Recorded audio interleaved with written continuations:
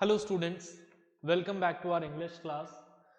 अभी तक हम जो टॉपिक डिस्कस कर रहे हैं वो टॉपिक है टेंसेस। टेंसेस टॉपिक में प्रेजेंट टेंस और पास्ट टेंस को हम डिस्कस कर चुके हैं, ठीक है। साथ ही फ्यूचर टेंस की स्टार्टिंग भी हमने हमारे लास्ट लेक्चर में कर दी थी और फ्यूचर टेंस में जो फर्स्ट टेंस था हमारा सिंपल फ्यूचर टेंस, उसके बारे में हमने डिस्कस किया था। आज की क्लास में हम फ्यूचर टेंस के रिमेनिंग पार्ट्स को डिस्कस करेंगे और उसके बाद एक क्वेश्चन डिस्कस करके इस चैप्टर को, इस टॉपिक को खत्म करेंगे, ठीक है। तो बिना टाइम वेस्ट किए अपना रजिस्टर निकाल लीजिए और मेरे साथ साथ इस टॉपिक को रीड करिए, स्टडी करिए। तो हमारा जो टेंस है वो टेंस है फ्यूचर कंटिन्यूअस टेंस, ठीक है। तो जैसा कि नाम से हमें पता लग रहा है, फ्यूचर कंटिन्यूअस टेंस किस चीज को शो करता होगा? किसी ऐसे एक्शन को जो फ्यूचर में कंटिन्यू हो, ठीक है। वो हम देखेंगे। सबसे पहले स्ट्रक्चर। तो हमारे फ्यूचर कंटिन्यूअस टेंस का जो स्ट्रक्चर होता है वो स्ट्रक्चर होता है subject plus will shall plus be plus first form of verb plus ING plus object, ठीक है।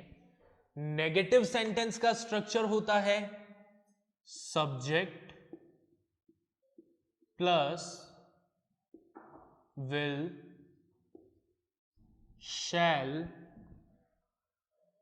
Plus not plus be plus first form of verb plus ING plus object,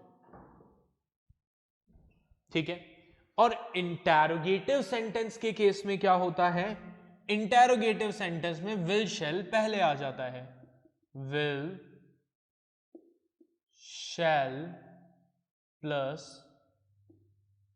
subject plus be plus first form of verb plus ING plus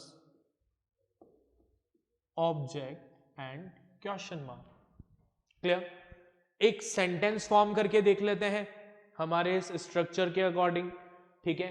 sentence के case में हमारा subject जो है वो वापस से लास्ट क्लास की तरह ही राम रहेगा और हमारा जो वर्ब रहेगा वो वर्ब रहेगा ईट, ठीक है। तो सेंटेंस बनाते हैं, Ram will be eating his food tomorrow. Negative sentence बनाना है तो Ram will not be eating his food tomorrow. Interrogative sentence बनाना है तो will Ram be eating his food tomorrow, question mark. Clear? Simple सा सेंटेंस स्ट्रक्चर है, आसान है अब सेंटेंस बनाना। चलिए अब देखते हैं कि ये जो हमारा फ्यूचर कंटिन्यूअस टेंस है ये क्या एक्सप्रेस करता है या इसे क्यों यूज किया जाता है। तो देखें, we use future continuous tense to indicate an action that will occur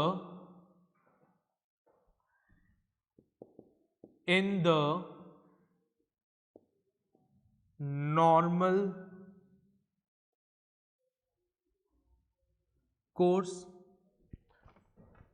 कोई ऐसा एक्शन जो फ्यूचर में नॉर्मल कंडीशंस में होगा उसे एक्सप्रेस करने के लिए हम फ्यूचर कंटिन्यूअस टेंस यूज करते हैं। जैसे एग्जाम्पल अगर हम इसका देखें तो आई विल बी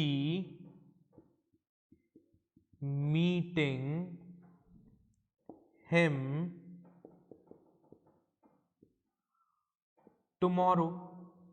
ठीक है, एक नॉर्मल सी बात है, एक नॉर्मल कोर्स ऑफ एक्शन है, मैं कल उससे मिलूंगा।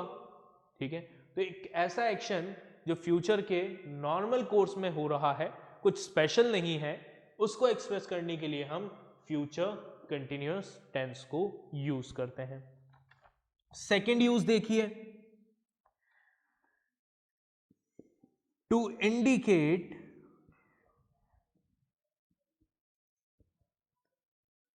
an action that will be in progress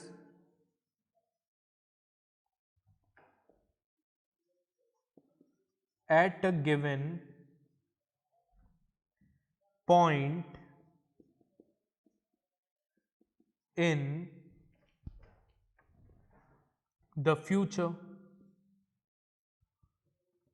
ठीक है भाई, कंटिन्यूअस टेंस है ना, तो कोई ऐसा एक्शन जो फ्यूचर में किसी स्पेसिफिक टाइम पर कंटिन्यू हो रहा हो, एक्शन में हो, प्रोग्रेस में हो, उसको शो करने के लिए भी फ्यूचर कंटिन्यूअस टेंस को यूज किया जाएगा। अब कैसे यूज किया जाएगा, एग्जाम्पल से समझिए। जैसे we shall be visiting the zoo at this time tomorrow। हम कल इस टाइम पर जू को विजिट कर रहे होंगे। मतलब एक्शन कब हो रहा है, टुमारो, फ्यूचर में। ठीक है, क्या खत्म हो चुका है, नहीं, इस टाइम पर चल रहा होगा वो action, right. So an action that will be in the progress at a given point of time in future, ऐसे एक्शन को शो करने के लिए फ्यूचर कंटिन्यूअस टेंस को यूज किया जाएगा। आई होप आपको ये समझ में आ गया होगा। इसको नोट डाउन कर लें और फिर हम नेक्स्ट टेंस पर आगे बढ़ेंगे।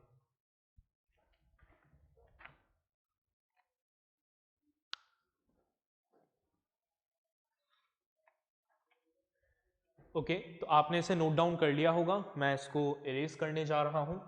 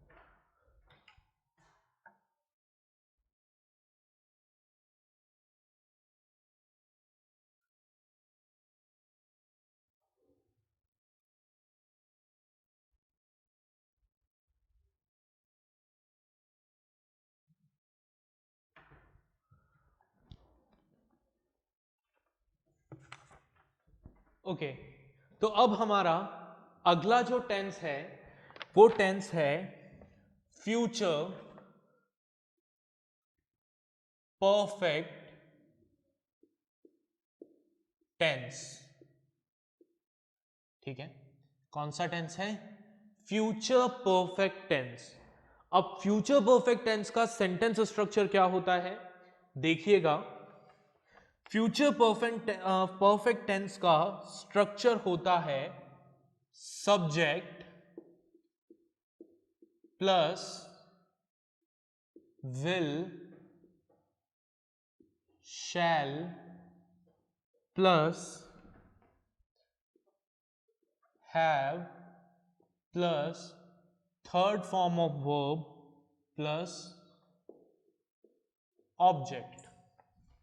ठीक है, नेगेटिव सेंटेंस का स्ट्रक्चर होता है subject plus will shall plus not plus have plus third form of verb plus object. And in case of interrogative sentence will shall पहले आ जाएगा, will shall plus subject plus have plus third form of verb plus object and question mark. ठीक है, sentence बनाकर देखें। वही subject Ram excuse me, subject Ram verb eat. ठीक है, बनाते हैं। राम विल हैव, अब ईट का third form eat ate eaten, so Ram will have eaten his food. Negative sentence, Ram will not have eaten his food। और interrogative sentence, will Ram have eaten his food? interrogative sentence। ठीक है, अब इसे use कब करते हैं देखिएगा। So we use future perfect tense to denote an action that will be completed in future with reference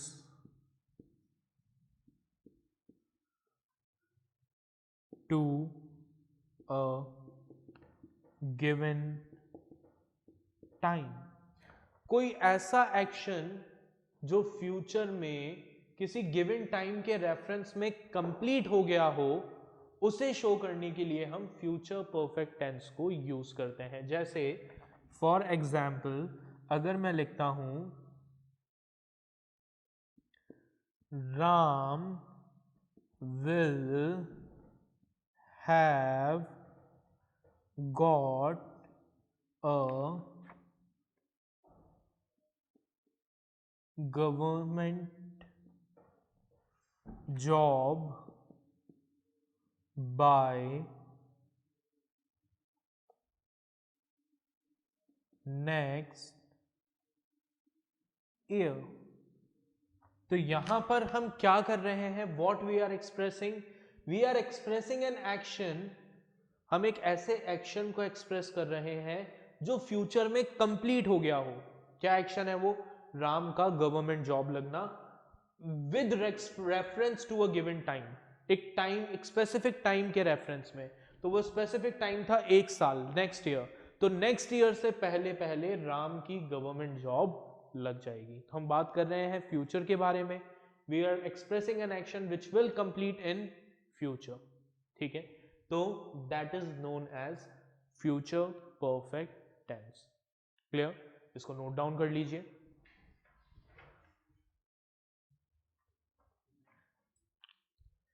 okay, तो आपने इसे नोट डाउन कर लिया होगा। अब हम जल्दी से इसे इरेज करके हमारे नेक्स्ट टेंस को डिस्कस करते हैं।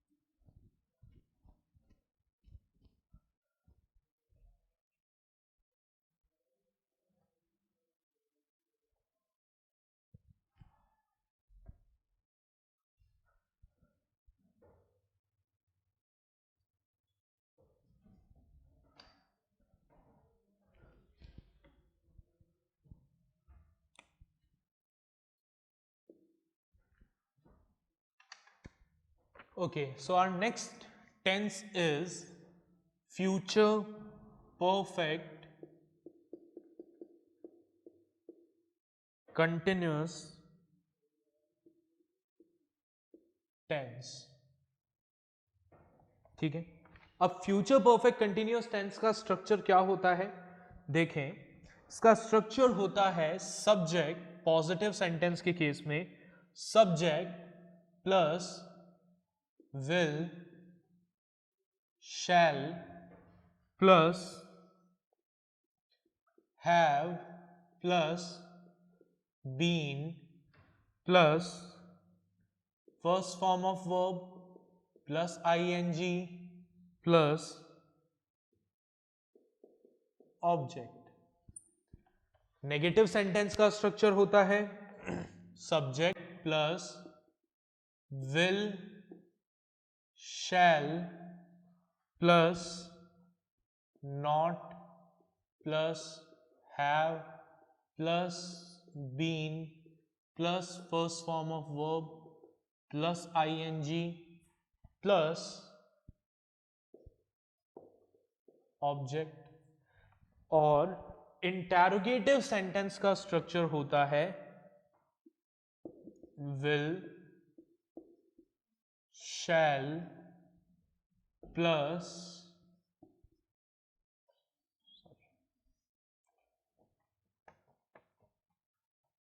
Subject plus have plus been plus first form of verb plus ing plus object and question mark. Sentence बनाकर देखें उसी सब्जेक्ट और उसी वर्ब के साथ, यानी सब्जेक्ट राम, वर्ब ईट। तो Ram will have been eating his food, Ram will not have been eating his food and will Ram have been eating his food. तो ये हमारे क्या हो गए? एग्जाम्पल हो गए तीनों तरह के सेंटेंस के। अब ये जो फ्यूचर परफेक्ट कंटिन्यूअस टेंस है, इसे कब यूज करते हैं?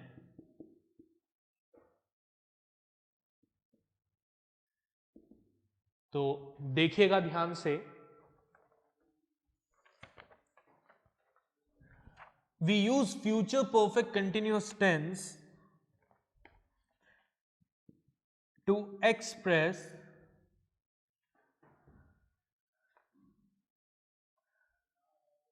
an action continuing beyond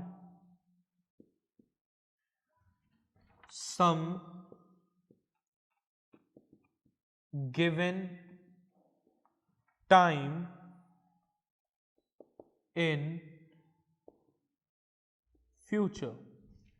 देखिए, अगर कोई ऐसा एक्शन है जो फ्यूचर में एक स्पेसिफिक टाइम पर या उस स्पेसिफिक टाइम से पहले कंप्लीट हो जाता है, तब तो हम क्या करेंगे? फ्यूचर परफेक्ट टेंस को यूज करेंगे, ठीक है, जैसा हमने अभी इससे पहले पढ़ा था। लेकिन अगर कोई ऐसा एक्शन है जो उस गिवन टाइम के बाद भी खत्म नहीं हो रहा, चलता जा रहा है, तो फिर हम कौन सा टेंस यूज करेंगे? We will use future perfect continuous tense, ठीक है। एग्जाम्पल देखिए इसका,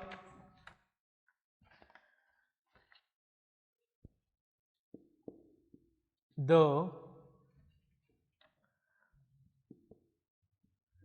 direct flight to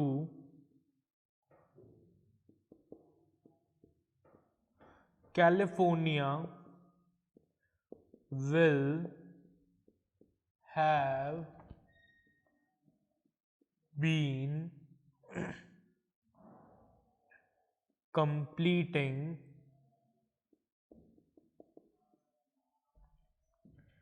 1 year of its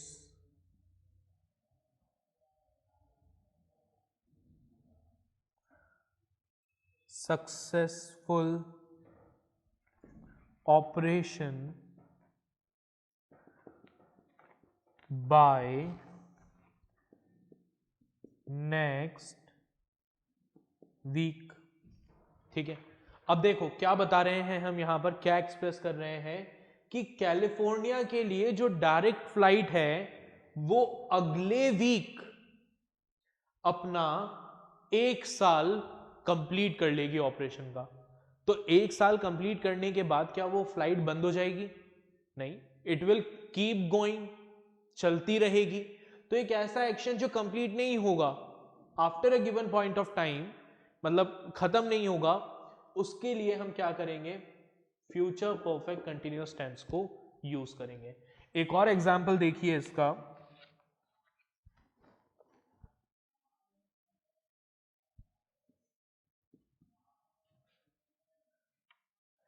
the salesman will have been selling all the policies by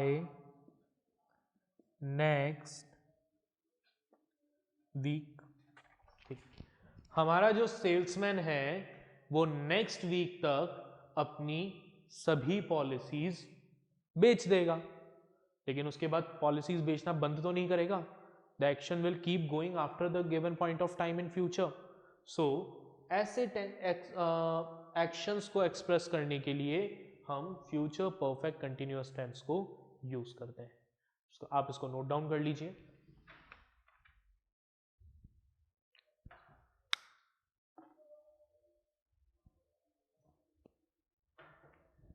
okay, तो आपने इसे नोट डाउन कर लिया होगा। अब मैं इस बोर्ड को इरेज कर रहा हूं और आपको अपने बोर्ड पर एक क्वेश्चन दिखेगा, उस क्वेश्चन को हम डिस्कस करेंगे।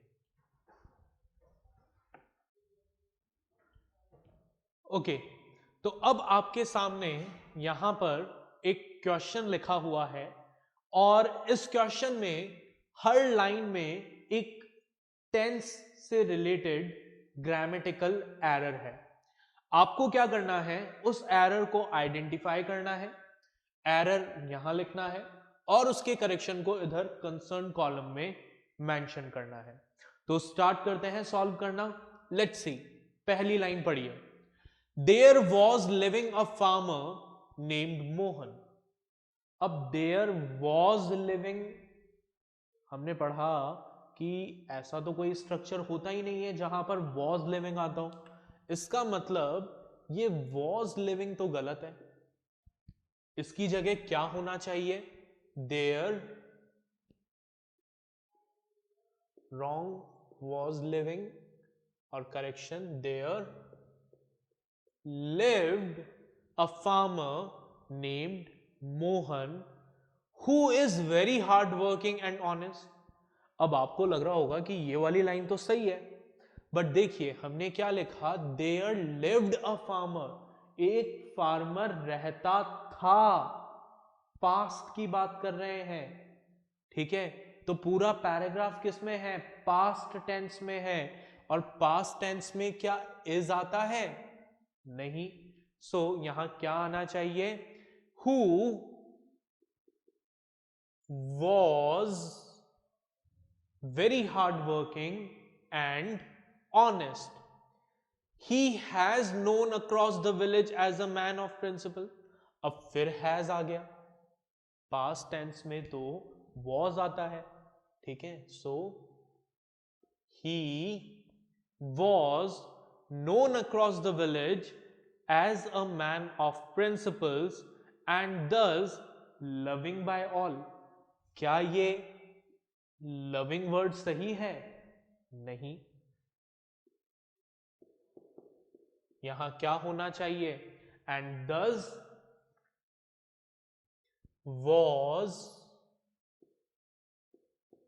loved by all, his fields been always green। अब ये कैसा स्ट्रक्चर हुआ भाई, his fields been always green, ये been तो गलत है, यहां पर तो was वर्ब में से कुछ आना चाहिए था। so his fields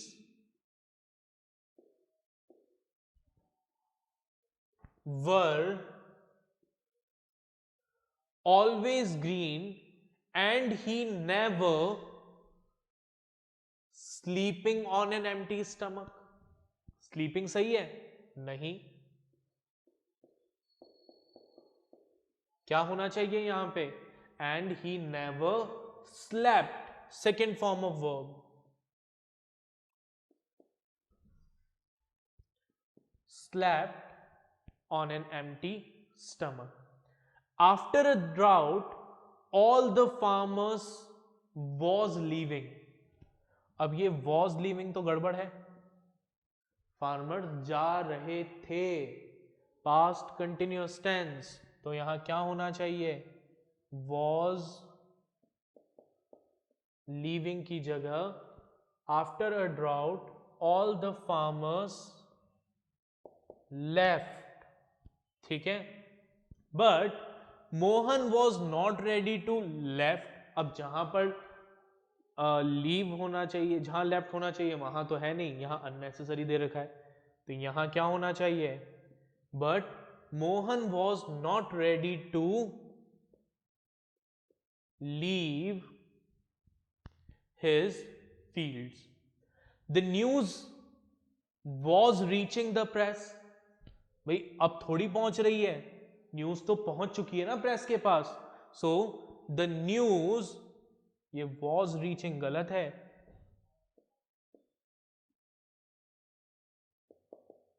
इसकी जगह क्या होना चाहिए, the news reached the press and the reporter come. Come तो प्रेजेंट टेंस में आता है, हमारा तो पैराग्राफ ही किस में चल रहा है, पास्ट टेंस में। तो अ रिपोर्टर केम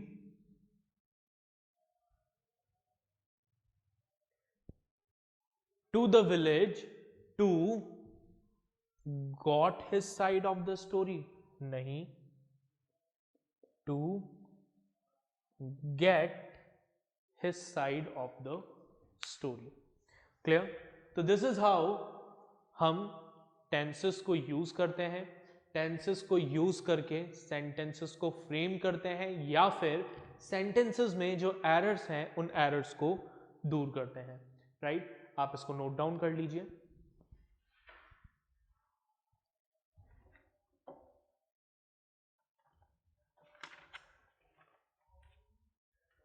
ओके, तो आपने इसे नोट डाउन कर लिया होगा।